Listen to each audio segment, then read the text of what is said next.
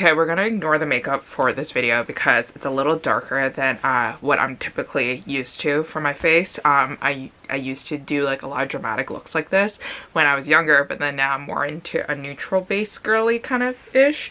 Anyways, the reason why I have my makeup done like this is because I'm just playing around with makeup before I head out later this evening. And the theme is Y2K slash like late 90s. So this is my dark lip liner combo. I don't know.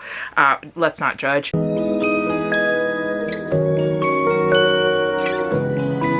Fun fact, it's been 2 years since I last placed an order on Book Outlet, and a lot of things have changed on there, and there are a lot of good finds, I feel like. So here are all the books that I picked up. I really like Laura Thalassa. So she has this series called the Four Horsemen. So she is a fantasy romantasy author, if you will, and it starts off with pestilence, and then I think it moves on to war, and then it'll go into famine, and then it'll go into death, which is just a quartet. And if you haven't guessed it already, it's about the four horsemen who are sent by God to Earth to kill, you know, all humankind. And it's about these four horsemen finding someone that they feel very bonded to, very connected to, and they're human, and they are distraught. They don't know what to do with their lives because they are set on this mission. It's been ingrained in their systems and in their mindset that they need to kill off the human race. And then now it's up to our strong female heroines trying to convince them to kind of see the other side of what they're doing.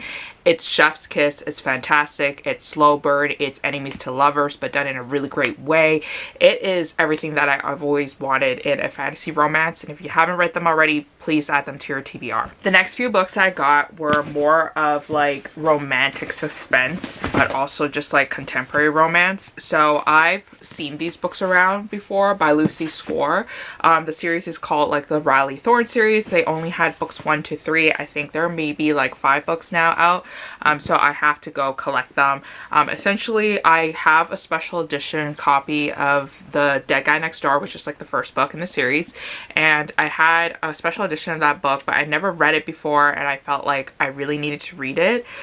So I picked up like the normal versions from Book Outlet. They have like these really annoying stickers on them, but it's okay. I mean, like I can remove them very easily with like a hair dryer and just like peel them right off. But essentially this one is really fun. It's like a contemporary romance. I started reading the first one already, and I really want to get back into finishing the novel. I just put a pause on it because I'm participating in a historical romance readathon with some of my friends here on BookTube. So I just can't finish it yet because I have to read historical romance. But this book essentially is, or the series is essentially about this girl named Riley Thorn. She has psychic abilities, and she decides to kind of venture into her psychic abilities. For most of her life, she has been ignoring the fact that she can see ghosts and she can see visions and things like that. And then now she is like in this situation involving her neighbors and tenants getting murdered, and then she wants to kind of like help solve the cases. And of course our hero is part of this journey with her. He is a private investigator, and he is just the ultimate bad boy, playboy type of person who doesn't want to get locked down. And she is like the complete opposite of him. She is cookie cutter, she's perfect, she's cute, she's wonderful. It's just a great time. I picked up a contemporary romance. I've seen this at Walmart a couple of times, and I just never bit the bullet to buy it. But when I saw it on Book Outlet for like maybe like $9, I was like, let's go for it. This one's called Love Lessons by Sydney Holston. And if I remember correctly, this one's about 2 school teachers, so cute already, who fall in love. And then so I expect a lot of like romance, a lot of comedy, a lot of kids kind of like adding humor to the plot. And I've always romanticized like, you know, working in an elementary school, working with children and things like that. I think it would be like really fun and really cute. Obviously the school systems are broken in Canada and also in the United States, and you know, there's not enough, you know, support for teachers. The pay is not that great depending where you work. There's a lot of issues, but I've always romanticized being a teacher. Okay, and then the next book that I have here, again, it has an ugly sticker on it. This one's called Miranda and Retrograde, and this is by Lauren Lane. I love Lauren Lane. I love her. I think she does get a lot of credit for what she does, but I feel like she should be one of the authors that a lot of people should auto buy. So I didn't see that this book was actually published until I saw on Book Outlet. So I missed the release date for that one, but it's okay because I got this one on a bargain. This one is essentially about our heroine who is a professor. She didn't get tenure, so she's like heartbroken, distraught. So she decides to, on a whim, just live her life very freely and carefree, and she follows her horoscope and she lets her horoscope kind of decide what to do with her life. And that is so funny to me. I believe in horoscopes, but I don't really like follow horoscopes to the T. So it's just so fun. I think this one's gonna be a great read. All right, the next two books I have are these ones from Sophie Lark. I've read Sophie Lark in the past before. I feel like her writing is just so easy to digest. It's so easy to sink into, like her stories. And they're always kind of like twisted in some ways. So if you're looking for like, not like a necessarily dark romance or a taboo romance, but on the edge of those, then definitely check her out. So I haven't read this duet before. I think it starts off with There Is No Devil, and then the second one is There Are No Saints. So they're pretty thin compared to like the other books that she has written before. Okay, so basically I think this series is about two best friends who are both kind of killers, and then they lock eyes on one girl and then they fall in love with her, and I think it's kind of like a love triangle. I think this one's gonna be really interesting to read. So I think everybody's pretty familiar with Clarissa Broadbent. So she blew up last year when I wasn't on BookTube. I took a break, but The Serpents and the Wings of the Night, and then I got the hardcover copy of The Ashes and the Star-Cursed King, and I think this is book 1, this is book 2. Disappointed that I bought the hardcover. I kind of want it to match. I think those are just like one of the issues that you have with book outlets, and again with like the stickers at the corner, which is like annoying. Not too sure what these two books are about, but they blew up, you know, described to be as really addicting reads, really just like enthralling ones too as well. I want to get into fantasy mostly because it's like winter time, and you know, those are usually the times where I want to dive into like a story. I just want a story to kind of like, you know, make me forget about real life. So it looks to me that it's humans and vampires. So I think that's gonna be fun because I haven't read like a vampire romance in a very long time. The next book that I have is a biography or a memoir. It's a memoir actually. This is Constance Wu, Making a Scene. So I love Constance Wu. I watched her in Fresh Off the Boat. I just think she's a really great actress. She also played the main heroine in Crazy Rich Asians. Jesus, I had a stroke.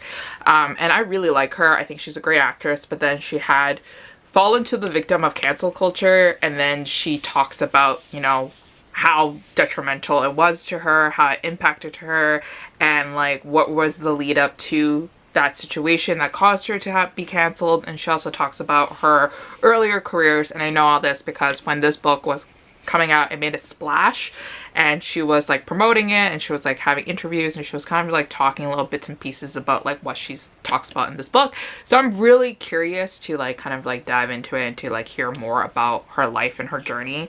I think she is a phenomenal actress, and I think like the reasons why she got canceled, you know, while they seem like they were valid at the time, I feel like there is like this very toxicity of Hollywood and of how easy like we are to cancel people and how easy we are to kind of write off people and not give them chances. She is now like a mother, which is really awesome. So I think I'm very excited to kind of see what her journey is like in Hollywood going forward. And then the last book that I have here is just this women's fiction novel. I love me some women's fiction, especially when it involves like career and like family and love and things like that. I love it. So this one's called Memo, and this one, or The Memo, and this one's by Rachel Dodds and Lauren Meshland.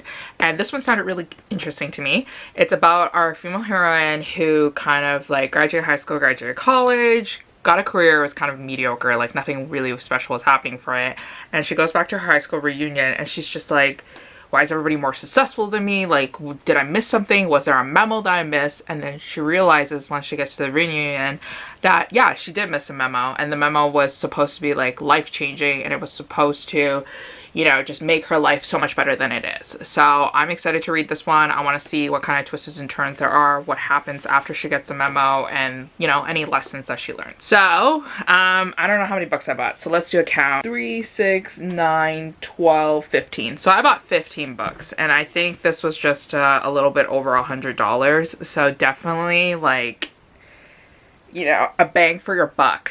So I do like Book Outlet. It's just that I kind of stopped browsing on there for a long while because I was just stupidly spending a lot of money at Chapters Indigo and buying new releases.